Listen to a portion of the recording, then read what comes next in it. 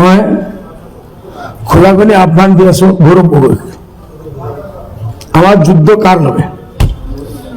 কংগ্ৰেছৰ যুদ্ধ ইউডিএফৰ লগত, ইউডিএফৰ যুদ্ধ কংগ্ৰেছৰ লগত, না আমাৰ দুইজনৰ শত্ৰু বিজেপি? যদি বিজেপি হয় এইসব ভাগ ভাগ কি জানে কংগ্রেসে, আমিও জানো। মাইনরিটি এরিয়া জিতে আমিও ভোট টিকিট দিম, কংগ্রেসের টিকিট দিব, ভোট ভাগ হব, মতলব বিজেপি লাগা। এইটো চিফ মিনিস্টার আন্ডারগ্রাউন্ড কোনো প্ল্যানিং নেই। যদি মই নকওঁ কংগ্রেস বলি আছে, আমিও তো হব পাৰো, আমিও তো মানো। হব পাৰে আমি বলি আহিছো, হব পাৰে কংগ্রেস বলি আহিছে, আলটিমেটলি হব কি?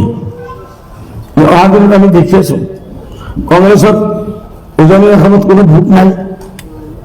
এই ইলেকশ্যনত লোকসকলে বিচাৰি বিচাৰি কেণ্ডিডেট পোৱা নাই। এইটো মই অতি মই ৰিপৰ্ট পাইছিলো, বিচাৰি বিচাৰি কেণ্ডিডেট পোৱা নাই। পঞ্চায়তত পোৱা নাই, এতিয়া এছেম্বলিত পাই যাব নাপায়। কি সপোন দেখি আছে? বিহাৰৰ ইলেকশ্যনৰ আগত যে সপোনটো দেখিছে এইটো একদম নাই না বাবা, চিত্রটা একদম চেঞ্জ হয়ে গেছে। যদি আশা করি আমার সবার জয়েন্ট দুশ্মন শত্রু যদি বিজেপি থাকে, ঠিক আছে, আমার লোক কোনো মিত্রতা করবো না, আমিও নাকি চাও। আমি আমার একলচরণ নীতির উপর আসো, যেটাই বাচ্চা পান এটাই আমার। আপনাদের এই হুরু হুরু হুরু হুরু হুরু কোম্পানি লৈছে কয়টা? এক অখিল গগৈ একজন এমএলএ, মুৰিঞ্জত এতিয়ালৈকে এমএলএ হ'ব পৰা নাই। তাৰ পাৰ্টিৰ কিমান জেগাত খেলাৰ ক্ষমতা আছে এইটো আমি নাজানো।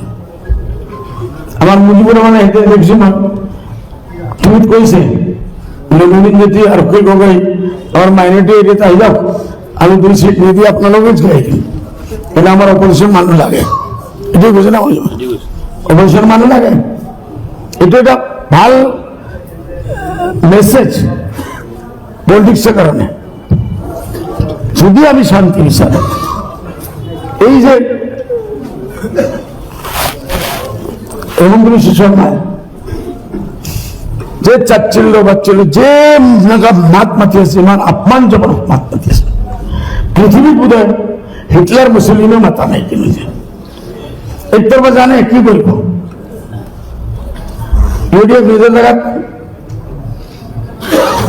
গভর্নমেন্ট নিজের জায়গাত, দুজনকে আমি একেবারে মারি মারি শেষ করে দিই। একদম নামি নিয়েছে পাওয়ারে ফিরে আইব, আর আমি তার রাস্তা ঠিক করে দিয়েছি। এটা উপায় কি? যদি কংগ্রেসে ভাবে আমি এগুলো কারে হাঁটা হচ্ছে, মই নিজে আজমল সাহেব এইসব সমস্যার কারণ, এটার সমাধান হব পারে তো। জার্মানি টার্মানি পৃথিবীর বিভিন্ন জায়গায় যদি দুই দেশ মিলিব পারে, মই কোৱা নাই আমি বিলাৰ কথা, এইটো আপোনালোকে মতলব নলব। সমস্যা তো সমাধান কৰিব পাৰে না। কোনে নকক আছে যেটো টকৰত দুদিন টক মই মাৰ যোৱা এলায়েন্স সেইটো অলগ কথা, আমি নকৰো। আপুনি মাতিব নালাগে, আমিও মাতো। বলে প্ৰবলেম যেটো আছে সেটো আছে না। আপোনালোকে মাইনৰিটি 50% ভিতৰত কোনো কাম নকৰিব, 50 ভিতৰত যিমান গণাই যাব কিমান গণাম, সব এক সাইডত ৰাখি দিয়ক। আপোনালোকে এগ্ৰিগেটত মই কৈ আছো, আই এগ্ৰিমেণ্ট কৰক ইউডিএফৰ লগত, বোলে আপোনালোকে পাৰ্টি চেঞ্জ কৰি দিয়ক, লেখা পঢ়া হোক, বোলে অমুক অমুক অমুক ইস্যুর একবারে আমি করিব, আপনাদের যুদ্ধ আমি করি। আমার পার্টি, হ্যাঁ আমার হয়ে করব, গোবর ফাইট করুক, কংগ্রেসে ফাইট করুক। এই 5 বছর তো আমি যিমান আমার মাইনরিটির সমস্যা আছে মই দেখি আছো, অনলি ইউডিএফে ফাইট কৰি আছে, অনলি ইউডিএফে। কিয় ভাই, আপোনালোকে মুছলমানৰ ভোটো লাগে আৰ কোনো মুসলমানেৰ মাত মাতিব নোৱাৰে। এই কেইবাদিন আমি আগে আমি পেপাৰত পাইছো, যেতিয়া উচ্ছেদ হৈছে মানে এজন লিডার নাম নকওঁ আকৌ গণ্ডগোল হ'ব, হুলস্থুল হৈ যাব।